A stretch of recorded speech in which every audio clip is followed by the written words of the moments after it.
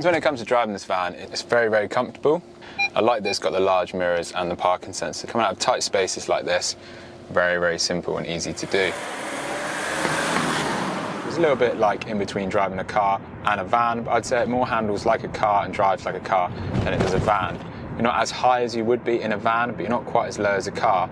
The whole van itself is very comfortable to drive, the steering wheel is comfortable, everything's in your reach, and the seats aren't actually that bad either. They are comfortable, especially doing long journeys. 6 hours, 7 hours in this van is very, very comfortable. So the gearbox, the 5-speed manual gearbox, I think it's really smooth. It changes up the gears without a problem.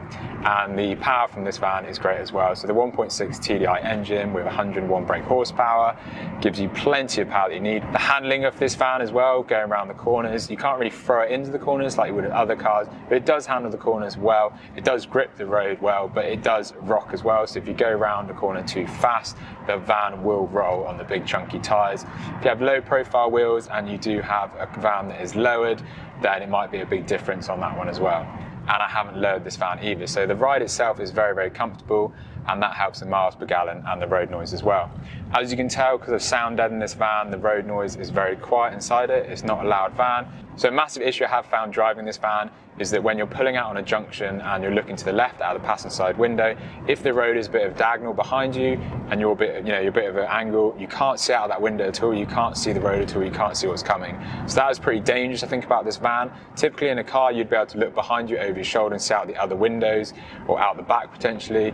But in this van, you can't do that at all. So it is quite an issue on that, so I'd just be aware of that when you are driving it. I love having the big windscreen in this van, so it makes it very, very comfortable to drive and you can see everything that's coming. So the brakes in this van, again, it will depend on the service and the maintenance that the van has had.